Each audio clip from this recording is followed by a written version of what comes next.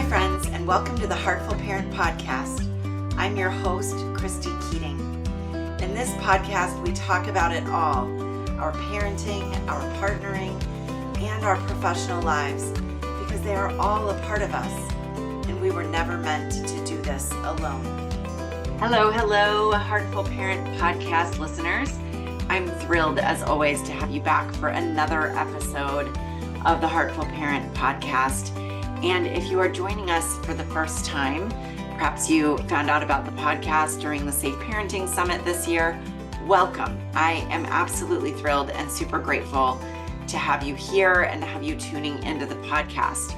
Now, as you may have heard in the intro, and if you've listened to this podcast at any time or for any amount of time, you know that I really like the intersection and bringing together not just us as parents, but the various spaces that we inhabit. So, our lives as parents, of course, but also our lives as partners, if you are parenting with a partner, our lives as professionals, if you are working outside of the home, and really the idea that all of those things blend together to make us a whole person. And we can't just talk about or support one of those spaces. We have to sort of talk about all of them. And my guest on the podcast this week does just that. So I am thrilled to introduce you to Uwe Dockhorn. Uwe hails from the other side of the pond. For those of you who are US based, he is from Germany, and he's a mental health advocate and an executive coach. He's also the founder of the AIM experience, which is his coaching program for busy executives, and their VIPs, which he thinks of as their very important partners at home or in the workplace. His three-part model has been proven in over 17,000 sessions across 3 different continents.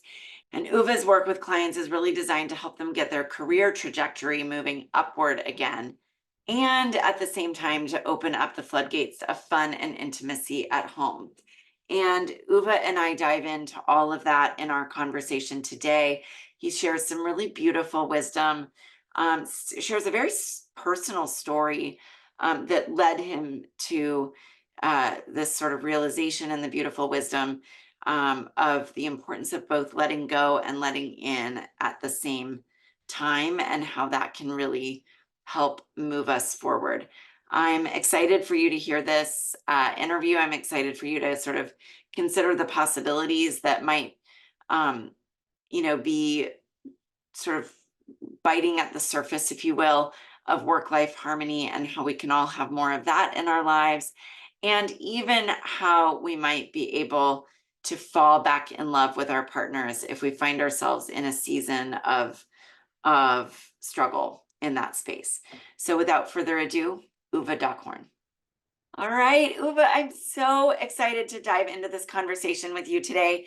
I mentioned this in the intro, but the Heartful Parent podcast is all about the intersection of our lives, right? The fact that we are parents, many of us are also partners, many of us are also professionals, and those really meld together either well or not well, depending on how we're doing things. And so I know you address all of those. I'm really excited about this conversation. Yeah, it's a pleasure being on your show. So thank you for that, Christy, and I appreciate it very much. Yeah, it's interesting. So these dynamics, and you just mentioned kind of like the intersection of ambition. So, but I would say that it's even more. It's at the crossroads of the ambition and affection. That's where I work. I love that, the crossroads of ambition and affection. And I think so many times in classes or podcasts or whatever, wherever people are getting information, we have this tendency to sort of separate out the parent from the partner, from the professional, and I think we miss the mark when we do that.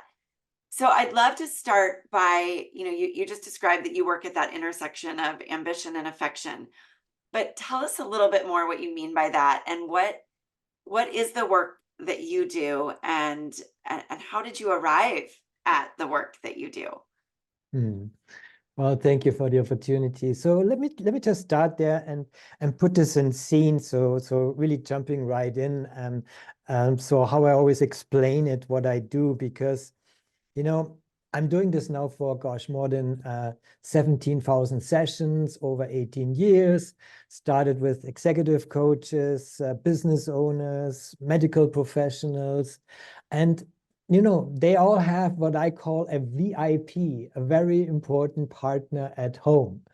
And in these high achieving families, typically what happens is from the perspective of the VIP, too often they feel they're kind of like down here in a relationship while the breadwinner is up here. I'm just pointing this out with my hand. So there's the lower hand and then there's the upper hand on the left side. Yeah. So, and they resent that.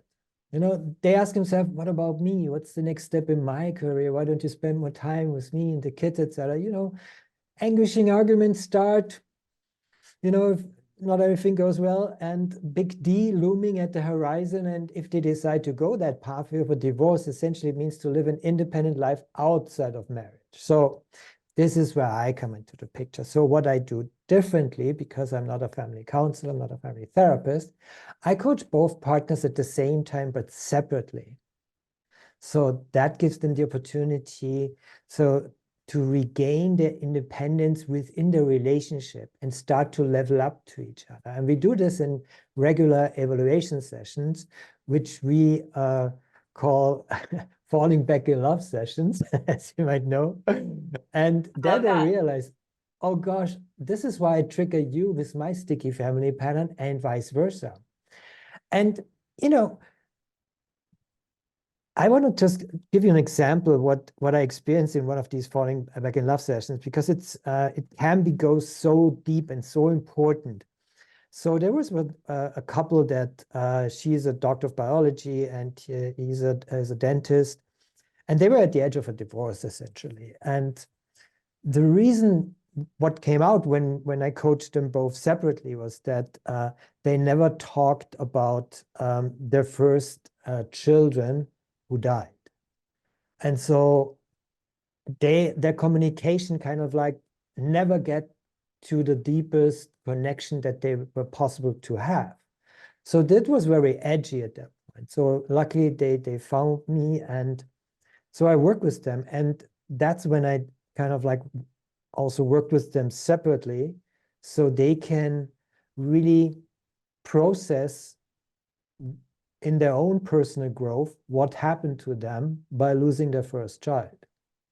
And so, and when we went through that, after that, we brought it back together in these falling back in love sessions. And essentially, I didn't have to do anything. I was just there to facilitate and just say, okay, are you ready? Are you ready? And then they finally embraced what they never were able to tell each other. And it was so deep emotional. I'm still getting goosebumps when I talk about this experience, because it was so deep. And there they found their deepest connection possible with each other. And therefore they could upgrade their relationship to an interdependent one, where they are eye to eye again, and respectfully eye to eye, where they could support each other's independencies, and also all the good stuff. So enjoy unshakable togetherness, have more fun, intimacy, adventures, etc. And also they get better results at work. Can you believe that? So it's like, something was kind of like hidden underneath, and finally they got the opportunity. Oh, this is what blocked me, and for both of them. And so they got the results they wanted in their business, or they doubled their business, etc. And she found kind of like a place for herself, also becoming an entrepreneur, which she never thought she would be able to go that pathway. So and these are kind of like typical results that you can get. So that is essentially what we said at the beginning. So kind of like working at the crossroads of ambition to bring kind of like, your business ahead, and also the affection for your family life. And we call this work-life harmony. So, and because, this is the secret, there is no work-life balance. Right. because it's just too unstable. So we don't want to be in that constant state of like, oh, if I go a little bit on this side, if I have to go a little bit on this side to balance it out. No, it doesn't work like that. But harmony, you can increase, you can get in tune, you can find the rhythm. So there's more to it. So it has a scale kind of like of opportunities where to fine tune something. So so it all comes together at this point. So this is essentially what I do, what differentiates me also. And coming back to, or if you want, I can go back to how I came by this. Yeah. Well, But before you do that, Uwe, yeah, I just want to comment because I think what you just described, I mean, that the story that you described, of course, any partnership or couple that has lost a child is, yeah, I mean, that cannot help but rock the foundation of that relationship and of that family, and obviously is something that those of us who have not experienced it never want to walk that path, right? sure. Um, but the way that you described that, where they were able to sort of process that in a different way and come back together, and I love the way that you sort of paint the picture that yes, it saved their relationship, their partnership, but that it also had these sort of I almost thought of it as like tendrils that went out and it impacted their professional lives and the possibilities that they saw for themselves. That's such a lovely way to illustrate what you and I both have been talking about, which is that intersection between, as you call it, ambition and infection, or between parenting, partnering, and our professional lives, which is sort of the tagline of this podcast. Um, I mean, that's just a lovely way to kind of think about the fact that none of these pieces exist in a vacuum, right? Mm. So, you mentioned that you do executive coaching, but obviously you've moved into this space where you're supporting uh, couples, partners, as they interact with their respective, as you said, VIPs, very important person. Partners, How partners, very important partners. partners. Thank you for correcting that. Sure. I am curious how you arrived at Mhm. that intersection or the intersectionality between those instead of just coaching executives or business people. How did this sort of move into a space of thinking about the partnerships and the families behind those professional lives? Yeah, absolutely. So I think the it just grew over time. So doing this for 18 years now, and over time, I realized that there's this pattern in these high achieving families that I mentioned earlier. And so typically I got hired by the executive and then, went through the coaching one-on-one with them. And then from time to time, I got also get to know their spouses. And they said, so of course, in times before COVID, when when we had coachings in person, so that was kind of like more general that you have sometimes also meeting their spouses. And so, and they said, well, I love what you did with my spouse. Can you coach me too? So I was Uh-huh. like, Uh-huh. yeah, lucky me, of course I can. And this is where I was getting aware more and more about, that there is this pattern. And so I consider myself, my superpower is really to decipher patterns and translate them into form. So essentially, that's what I'm always doing. That's kind of like what's helping me also to be the coach I am. I consider myself more like a professionally trained mirror and questioning tool. Uh-huh. So Uh-huh. that's As more, all good coaches are, right? Yeah. yeah. So, and so that I realized these patterns. And so it was so obvious for me. And I was like, at one point, I was like, gosh, I think we should do something about this and approach this. Why don't we start this and doing this together? And so that was kind of like I think there was a pivotal moment with a couple in Austria, and where I had it was a very strong coaching relationship, and we're still friends.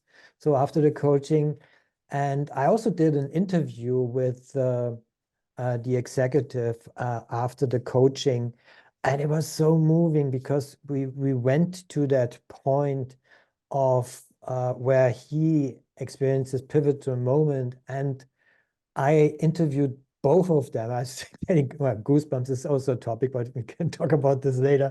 Yeah. Why this is so important. Anyway, and I realized the reaction when he talked about the moment when he realized that it was his wife that was the cornerstone and the foundation of his relationship to her and their family, essentially. And it was kind of like just talking about a very pivotal moment. So he was on a highway, he was just blacking out and just landed there, and he had a blackout, and he had to call his wife. And so he came to me after two burnouts. So kind of like this was kind of like the story after that. And he was so moved by that the only thought he could think about was his wife. And so I saw there's this strong connection there. And so I think this was the one of the moments that initiated also my thinking in terms of like, so why do they have to kind of like experience this to different at different time points? Why can't we just bring it into a process that helps them to grow together separately, because everybody has their own things, because I'm always one-on-one. I don't, do kind of like group coaching, couple coaching, as I said earlier. So that was my thing. So I said, why don't we just try and do that? And that was the moment.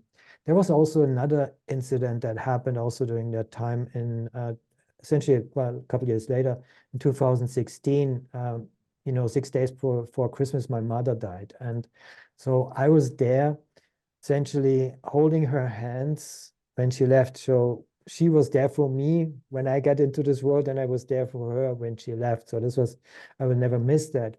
So, and that was my realization, because my dad died when I was 23, my uncle died when I was 16. So she was the last member of my core family. So, bringing these pieces together and going through that for myself in my own personal development and growth just made me realize the importance of why families are so important, and why this connection that we all have to some extent, some good, some not so good, we can improve on that. We want to make it better in our families. So I think that became my mission, to really double down in it, and really going that path of supporting families in their work-life harmony, as it turned out, is the path for me, and that's my mission now. Yeah, I love that.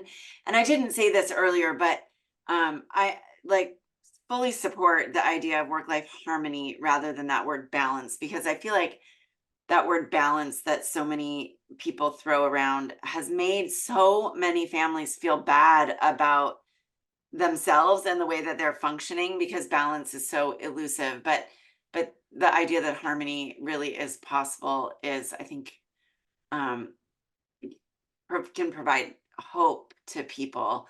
Mm.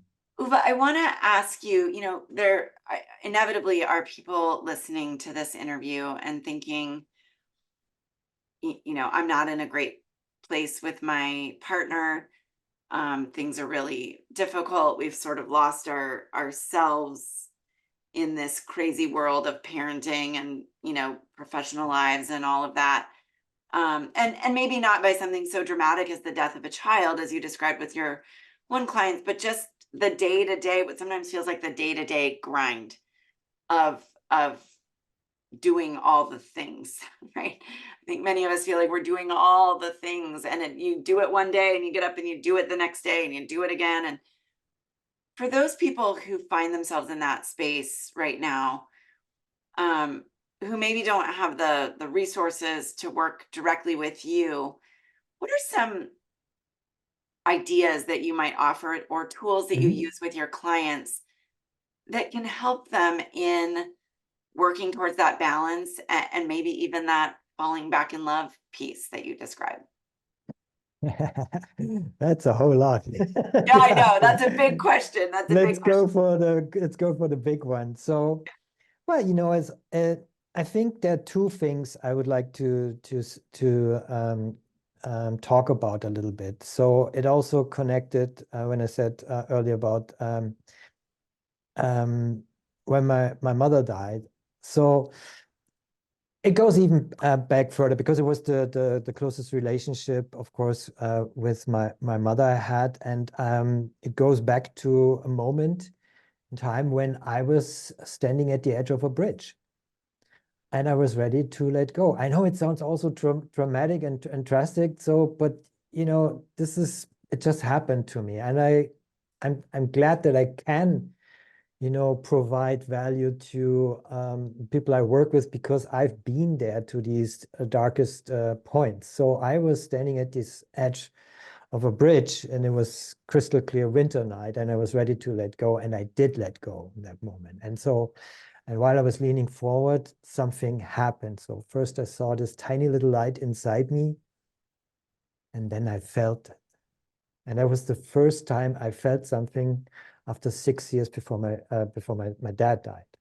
And this was the moment where, this feeling I had and this tiny little light, they draw me back from jumping. And this was the moment when I realized something, which is super important, and I will get to that in a moment. That is, letting go is only 50% of the equation. Mm. The other 50% of the equation is to let in, to feel and perceive what else is there. And that makes it a mechanism. So letting go and letting in is a two-part mechanism, and it's only complete as a pair. So that was my deep realization. And from that moment on, I knew that, letting go that's what we taught typically. So, you let go and somehow you, get better Right. somehow, right? That was never enough for me. I'm German, I'm thorough. I want to go to the root causes. So I want to figure out what's going on there. Right. So this was my path. So I was figuring out, okay, what is on the other side? What does this letting in mean? What is on the other side? And that is the practice I help my clients with, to practice that. And now just that you know and understand that it is a two-part mechanism. So I want to just propose this to you and invite you to see it as in a moment where you are ready to let go, ask yourself, what else can I embrace and let in and allow myself to do instead? So essentially reprogramming yourself. And that is how you crack your code of transformation, essentially. There's more steps to that, but that's in general the gist of what needs to happen. So instead of remaining, being part of the problem, feeling stuck in that, ask yourself, what can I do to allow myself to be part of the solution? Mm. And making that internal shift. And the more you do it, the more you practice it, the better you get. And so, of course, just by having it heard for once, it won't do the job.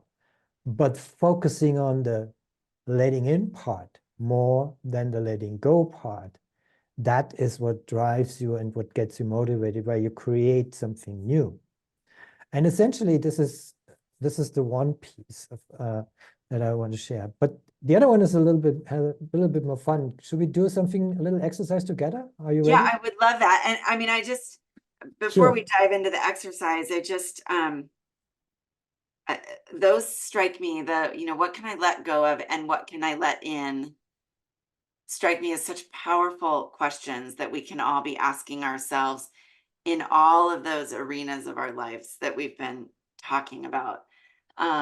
And they're not easy questions to answer necessarily. because it requires so much self-reflection and self-awareness and openness. But yeah, there's transformation there. I love that. So yes, let's dive into an exercise, Uwe.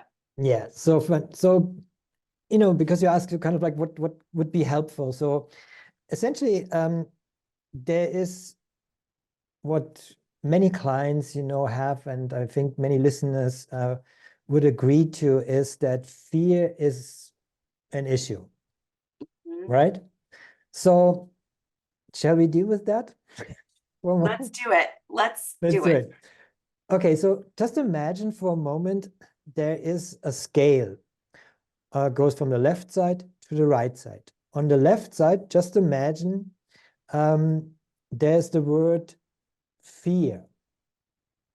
So this is the left side of that scale. What is on the other side of that scale? Oh, that's an interesting question. I mean, I could see a number of different potential answers. Security, bravery, connection, confidence. They're all valid and they're all good, and they are all a result of what is at the other side of fear. So you will get there when you understand what is on the other side of fear. So on the one side is fear, on the other side of that scale is trust. Yeah. So now this is the first line we have. Now imagine below that there's a second line, but this time it's not a scale, it's an arrow. It goes from the left to the right. So on the left side, it has a 0. On the right side, it has the infinity symbol, the lane, the 8 on its side. So now what is missing is, what's the name of that arrow? It's correlated to the line above. So they are in correlation. So what do you think is the name of that arrow? So the scale above is fear on one side and trust on the other. Yeah. Then we have an And arrow parallel to that is the arrow, goes from 0 to infinity. to infinity. What is the name of the arrow? I mean, the word that keeps coming to my mind is connection. Yeah, you're a connector, but that's not what Yeah. you need. That's good. No, that's all fair. But I mean, like the you... human connection, right? That moves us from a space of fear to a space of trust. But I'm guessing you're going to tell me the right answer. Of course, I will tell you the right answer. It is dun, dun, dun, dun, dun, energy. So just imagine, where are you on that scale between fear and trust right now? Are you closer to fear or are you closer to trust? I would say I'm closer to trust. Good. So that means you're closer to infinity regarding your energy. Make sense? Yes. So you have more energy. Yep. When you trust. Yep. So you're losing energy when you fear, when you're closer to fear. So when you realize that, the correlation, you can create a formula out of this, because energy equals trust minus fear. E equals T minus F. So everybody can remember that. Yeah. So whenever you're in a situation and you're fearful, so now you need also to connect the letting go, letting in part and combine it with what you just learned. So that means, like, okay, do I want to stay in the problem and be more fearful? No. So can I allow myself to trust, to achieve something different, so I can have more energy? And we all know these moments where we were full of energy, and we were kind of like trusting ourselves, we were confident. And so that is how kind of like, how that is a result of trust. Your confidence, you're authentic, you're aligned, everything, you're certain about yourself. Everything is based on trust, but it's a matter of energy shift that needs to happen first. So every time you're in a situation, you can just picture where am I on the scale between between fear and trust, and where do I want to be?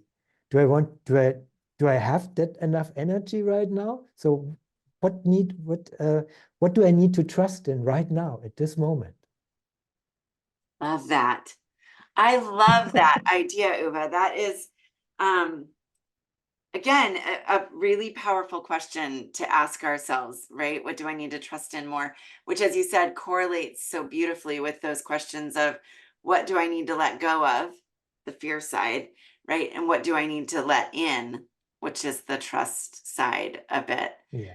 And it strikes me that those questions and that visual that you've painted for us can be used so beautifully, whether we're thinking about our parenting, our partnerships, our work in the world, our professional lives, or even as we think about some of the current events, or sort of what's happening in the world, because that certainly can put us pretty far on one side of that fear scale, right?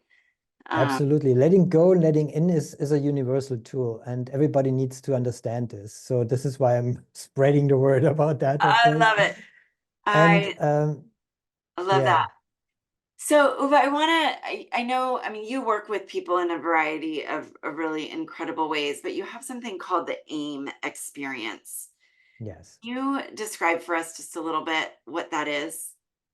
Yeah, essentially the AIM experience is a system that goes 3 levels deep. And those 3 levels are, according to the acronym of AIM, activation, implementation, and manifestation. So first, what we need to activate is, of course, your letting go and letting in mechanism, right? So that makes sense. And then second, the implementation really, there are 7 success areas in life. So essentially it starts on the one side with the spiritual, the intellectual, the psychological, the social, the professional, and the recreational, and also the physical. So these are the areas. So you can learn to let go and let in each of these areas, and implement to reprogram yourself, essentially, what you need to let go in each of these areas, and what you need to embrace and let in all of these areas. And of course, the professional one has a focus on money, for example. The spiritual has a focus on belief. And so the physical has a focus on health. The social has a focus on relationships. So the intellectual has a focus on knowledge. And the recreational has a focus on fun. So, just imagine what is possible if you implement everything you can let in all these 7 success areas. Gonna feel quite cool, right? It feels a lot of Yeah. fulfillment when you get there, right? Well, what was coming to my mind is that arrow that you described with 0 Yeah. to infinity, and how it would move you further towards that high energy infinity side if you were letting I awesome into actually, those spaces. absolutely. So the picture I use is always kind of like when you get into the implementation phase, you determine your scope of brilliance. And within that scope of brilliance, there are all these 7 success areas that you need to focus on, but that gives you the internal, not only freedom, but also the certainty about yourself and who you can and what you can do in that life. And the last piece is the manifestation, essentially.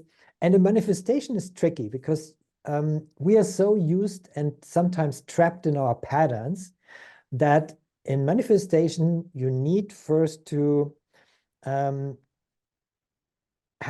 experience a little setback. So you have to fail, essentially, before you can manifest something that is really important and who you actually are. So I call this the phase when essentially there's this quote from Mark Twain, the two most important days in your life are the day when you're born and the day when you find out why. So essentially, you will experience the second most important day in your life in manifestation. And what typically happens is that when you say, yeah, you have to understand who you are, people start at that. But that's not how it works, because you have to go deeper first on what it is that you love to do. And first you have to get rid of all the blockages. So that's what activation is for. Then in implementation, you fill it up with all the good stuff. So you create these memories and these experiences. You have done this before. You're in a good path. But only then are you ready to go to the root cause of everything, and that is your identity. So you need to let go of your old identity at the last moment, so at the end, so that you can embrace something new that you never thought you could be. And that is when you start to make this shift from being an imposter or whatever you thought about yourself to becoming who you can be. And that is the final shift in manifestation, because you had these setbacks, you fall into the trap of these old patterns. They're kind of like stop signs. They're always showing up in front of us, and it's kind of like running in circles, like, why is this showing up in front of me? I don't understand. So why do I always fall in relationship with the same kind of character? So for example, could be your friends, could be your spouse or whatever. So, and you don't understand, because there's a correlation between your belief system, the patterns that are developed because of your belief system, and the behavior are based on your patterns.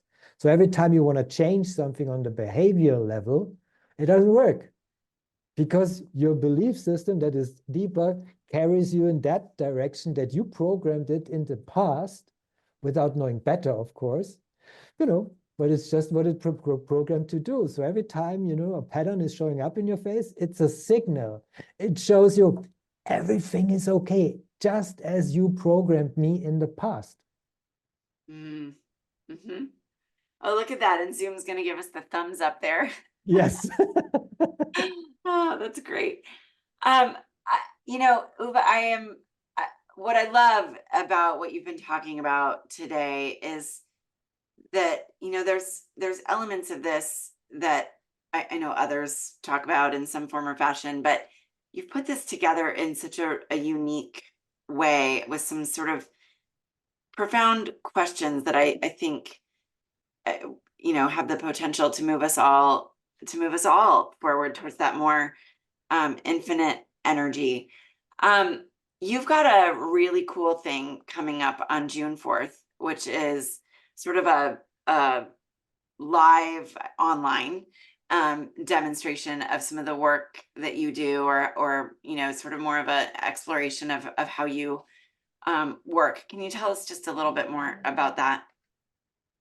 Well, essentially, it's a live demonstration where I showcase, some of the case studies I work with and how I essentially work with my clients. So your credit card is safe, so there's no need to bring that with you. It's not a sales webinar. It's just a live demonstration of how I help my clients.